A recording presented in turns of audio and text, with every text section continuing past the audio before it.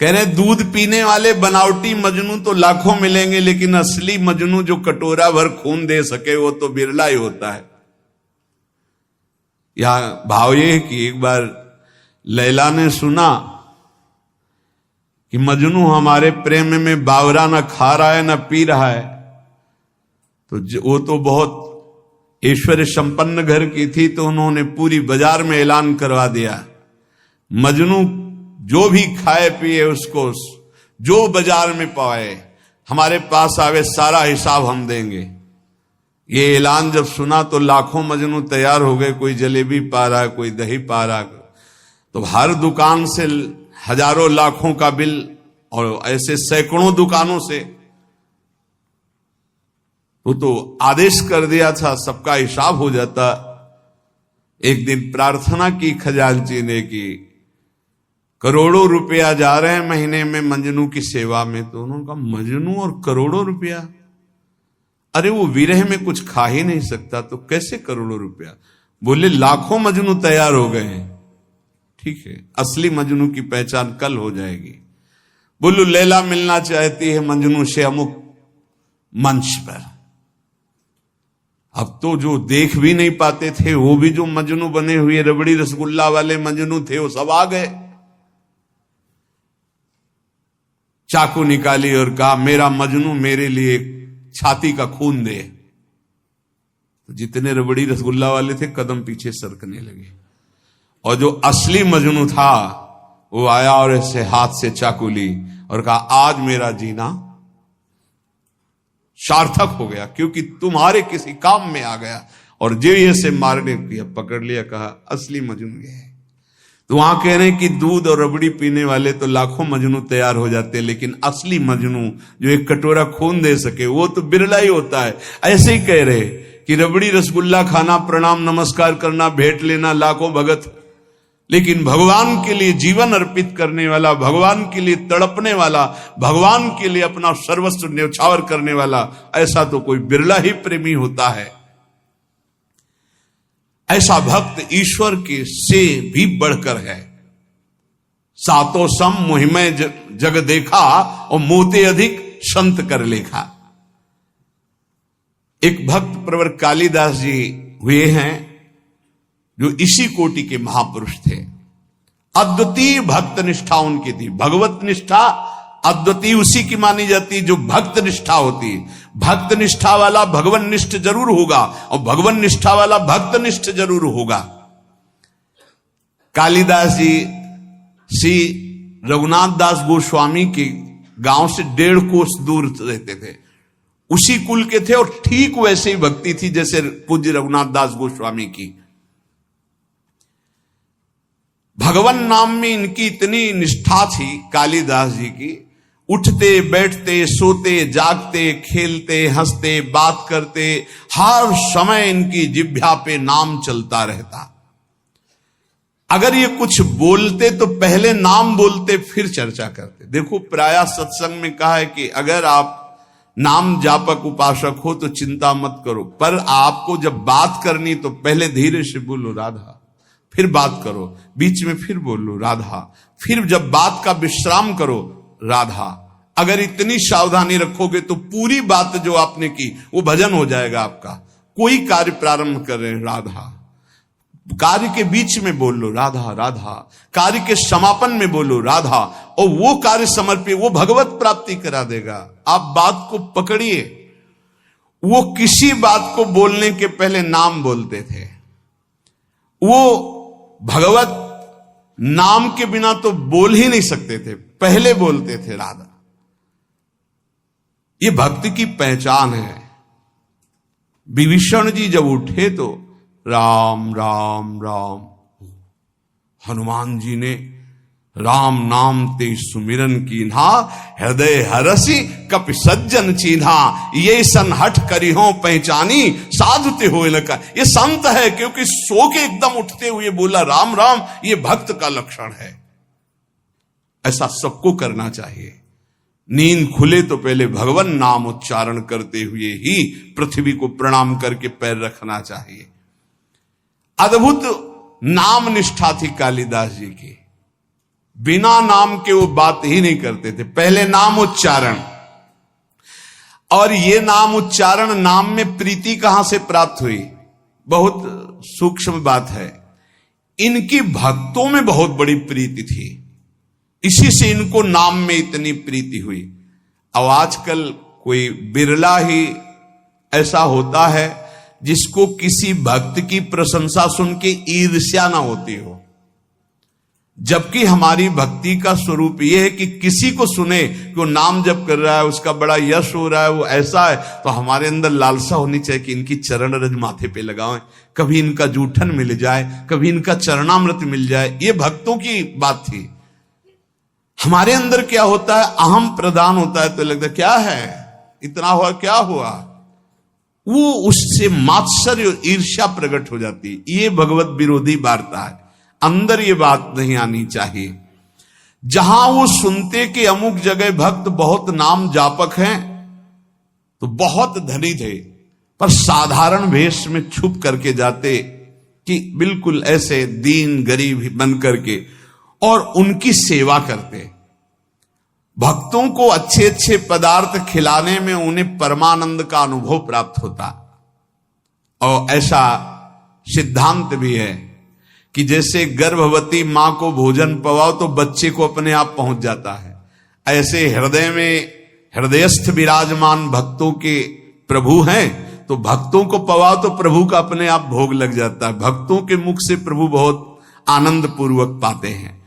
भक्तों को जब श्रद्धा पूर्वक सुस्वाद प्रसाद पवाया जाता है, तो उसके स्वाद का अनुभव स्वयं भगवान श्री कृष्ण करते हैं। भक्तों को जब पवाया जाता है, भगवान को अपने भोग लगाने से इतनी प्रसन्नता नहीं होती जितना संतों के भोग लगाने से होती। इसी बात को एक भक्त ने पकड़ लिया और संतों को पवाना शुरू किया श्रद्धा से। अब उनके पास एक सीमित अर्थव्यवस्था थी। अगर संतों को पता है कि बहुत श्रद्धा पूर्वक यहां प्रसाद पवाया जाता है, तो बिना बुलाए भी कृपा करके आने लगते हैं। वहां खूब संतों का आगमन होता और बनवा के पवाते। धीरे धीरे संपत्ति राधे श्याम। अष्ट धातु के ठाकुर जी थे, तो ठाकुर जी की जितनी सेवा पात्र थे स्वर्ण चांदी के जो थे, सब बेचकर संत को पवा दिया। ठाकुर जी से कहा, कल अगर संत आए और व्यवस्था नहीं हुई तो सरकार आपको बाजार में ले जाएंगे हम, और आपको बेच देंगे, क्योंकि संत भूखे नहीं जाएंगे, वो आप ही रह गए, वो हमारी संपत्ति। भगवान ने कहा कि हमारे संबंध से तो संतों को, बस आप संतों के पाने से प्रसन्न होते हैं, ये मैंने सुना है। आप अपने भोग लगाने से उतना प्रसन्न नहीं होते, तो अब कल संत आएंगे, अगर उनके भोग की व्यवस्था नहीं हुई तो तैयार रहना, हम आपको बाजार में बेच देंगे। भगवान हंस दिए और कहा, जो संतों की सेवा करता है उसके यहां ऐश्वर्य की कमी नहीं रहती। और जरा सा उनका कृपा कटाक्ष, कुल परंपरागत लक्ष्मी जी उनकी सेवा में उपस्थित हो गई। तो जो श्रद्धा पूर्वक भक्तों को सुस्वाद पदार्थ प्रसाद पवाते हैं, भगवान भक्तों की जिह्वा से पान करते हैं। भगवान को स्वयं भोग लगाने से इतनी प्रसन्नता नहीं होती जितना संत और भक्तों को पवाने से होती है। भक्तों को खिलाकर और उनका किसी भी तरह से उच्छिष्ट पाना, ये इनका स्वभाव था कालिदास जी का, इसीलिए इनके निरंतर नाम चलता था। अब जैसे कोई भक्त उच्छिष्ट देने के लिए तैयार नहीं होते, वो तो बड़े कृपा करते हैं तब उच्छिष्ट देते हैं, तो वो सावधानी रखते थे। कहीं भी तो पात्र धो के फेंकेंगे, वहां से जल ले लेना, अगर चूक हो गई तो पात्र में से हाथ करके बस कर लेना, वो अपने पात्र लेके गए चाट लेना। उच्छिष्ट का भाव,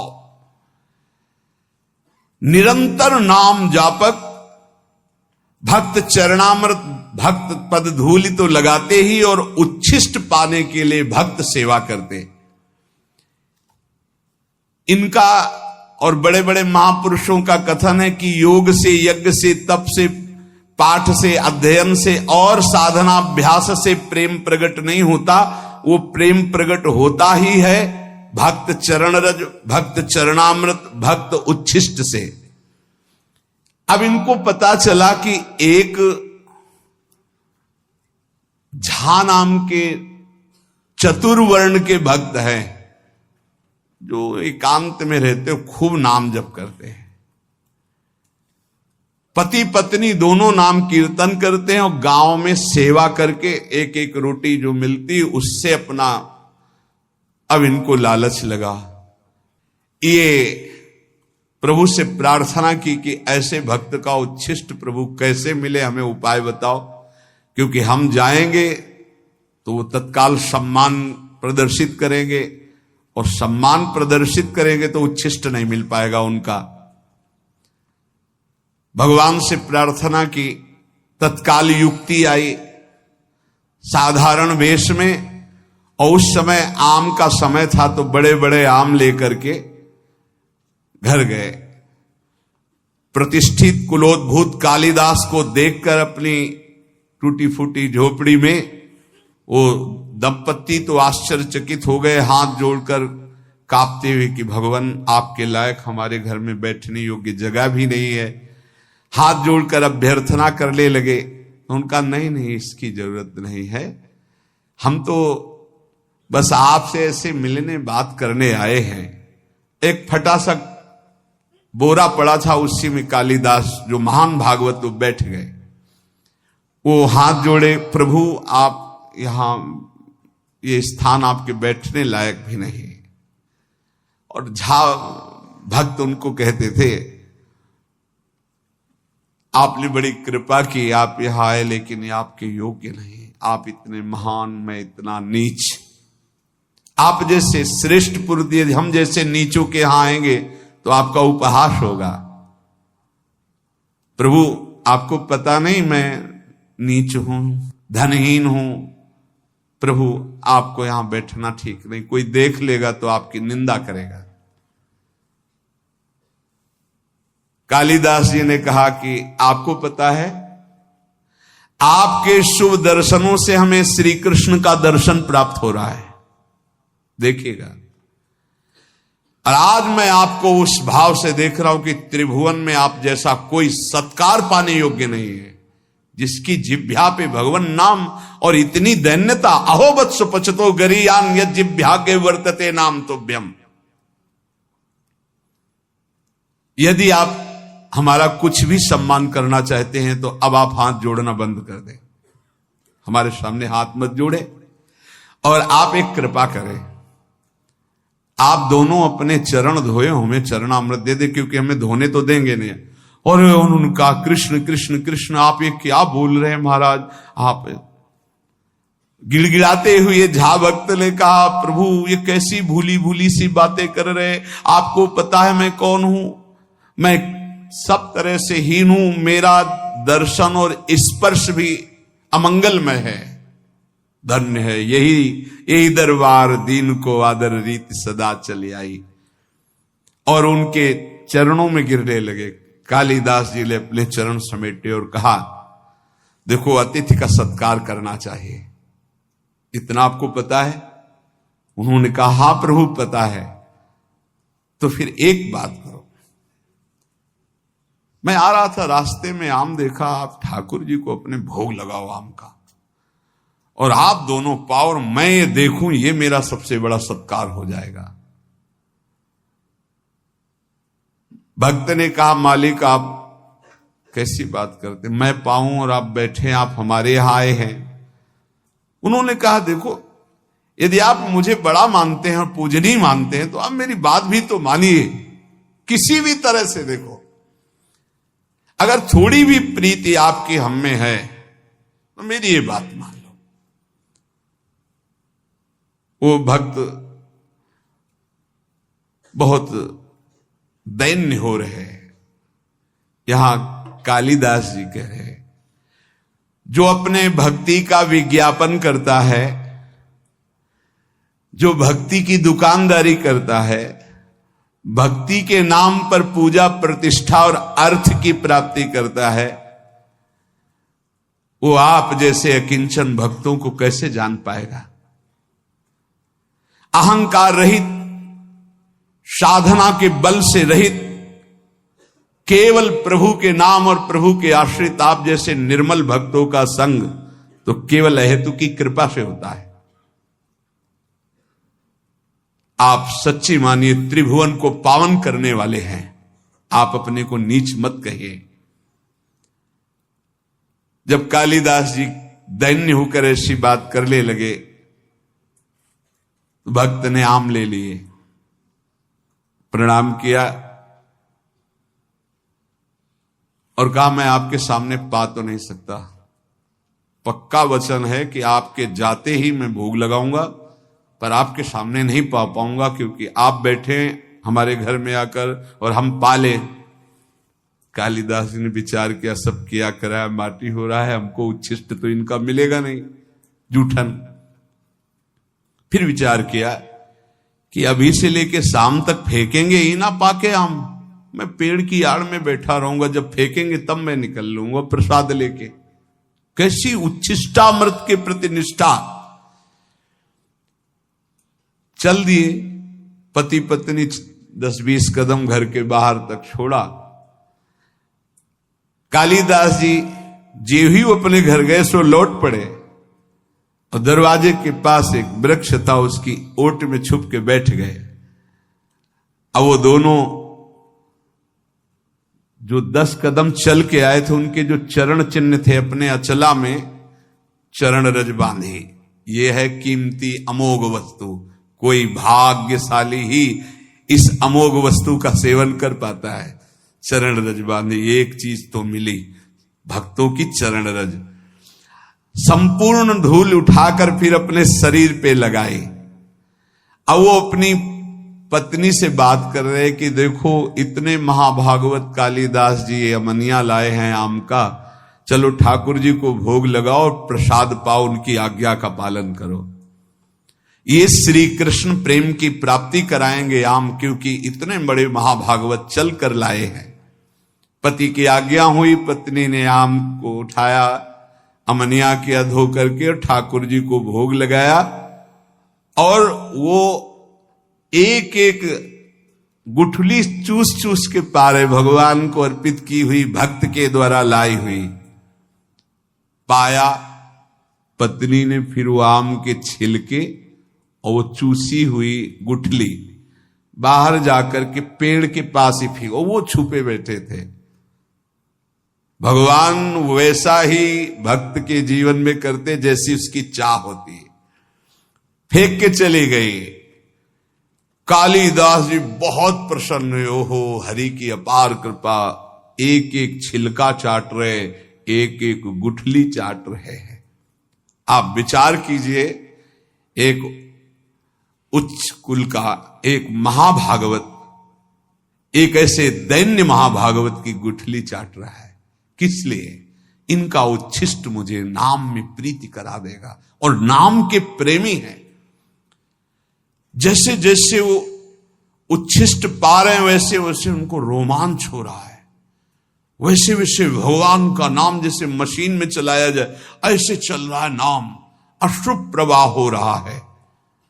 यहां वर्णन कर रहे हैं कि जो भक्त चरण रज का सेवन, भक्त उच्छिष्टामृत का सेवन और भक्त चरणामृत का सेवन करता है, उसका अहंकार गलित हो जाता है। सत्संग का प्रारंभ इसी बात से हुआ था कि अहंकार जब तक गलित नहीं होगा तब तक हमारी साधना रंग नहीं लाएगी। इसलिए हमें नाम में प्रीति हो जाए, नाम हमें प्राणों से प्यारा लगने लगे। बड़े बड़े महापुरुषों ने नाम को दुलराया गाया।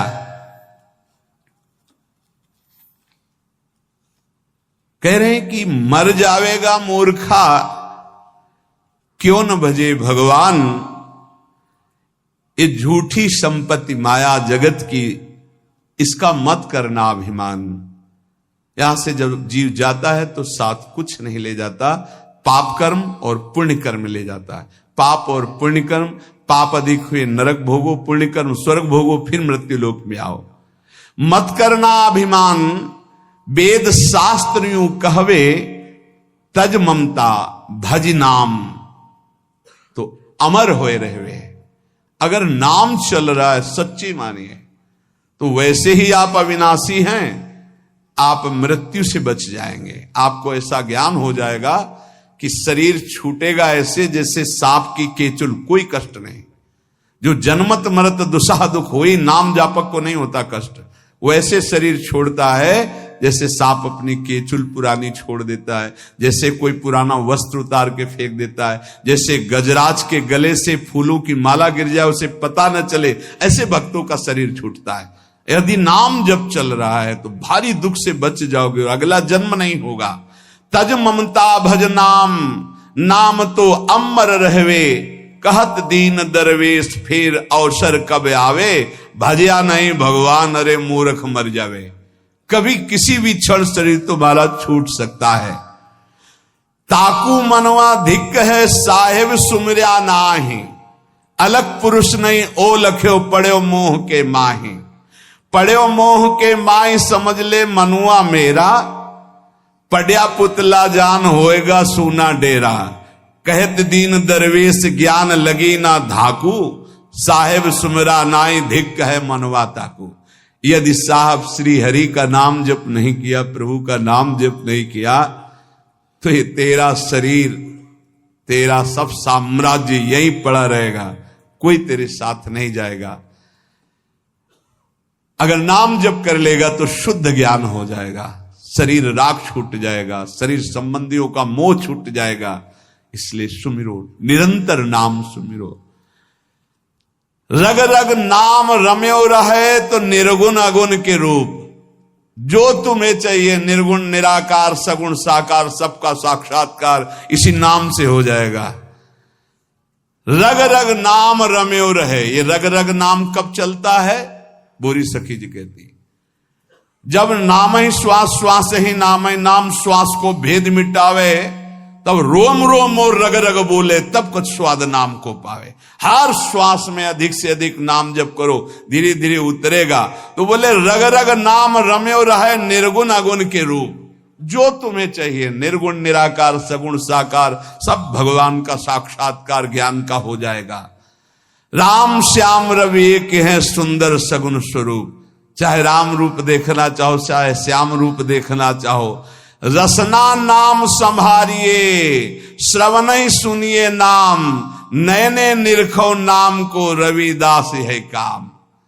रात दिन नाम जप करो, ऐसे नेत्रों में नाम लिखा दिखाई दे, कानों में वही नाम सुनाई दे और हृदय से वही नाम उच्चारण हो।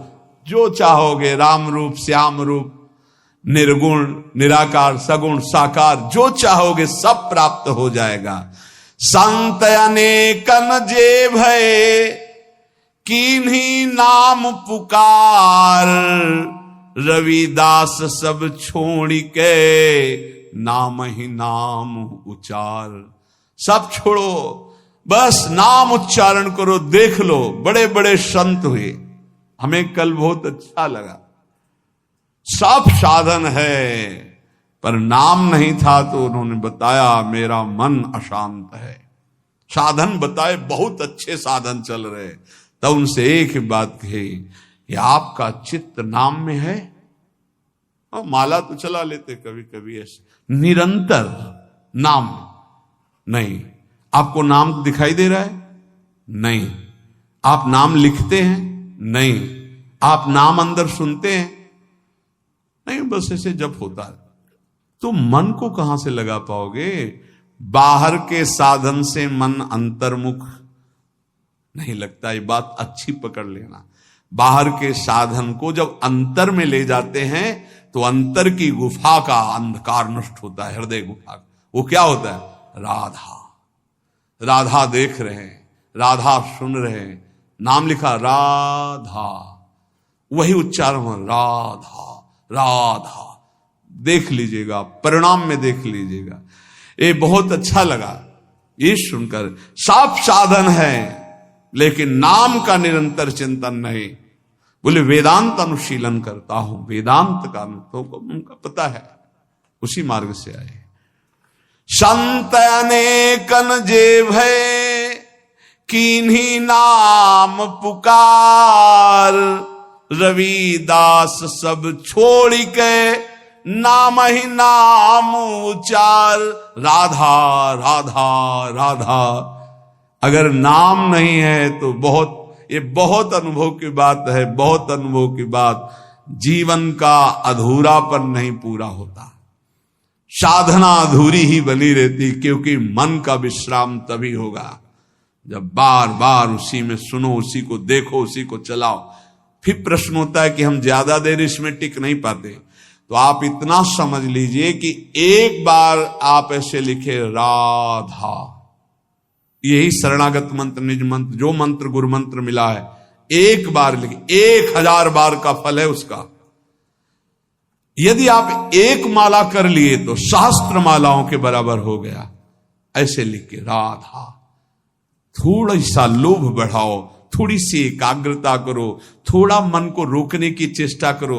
अगर 2 मिनट रोकना सीख गए तो अनेकों जन्मों का बिगड़ेल मन आपके अधीन होने लगा। 2 मिनट अधीन हुआ, चिंता मत करो कि हमसे तो अगर ऐसे करते हैं तो बहुत कम भजन होता है। वो कम भजन बहुत बड़ा लाभ देने वाला है। आप मान लीजिए, जो आप लिख रहे हैं वही आप देख रहे हैं, वही आप सुन रहे हैं, वही आप उच्चारण कर रहे हैं, बाजी जीत जाएंगे।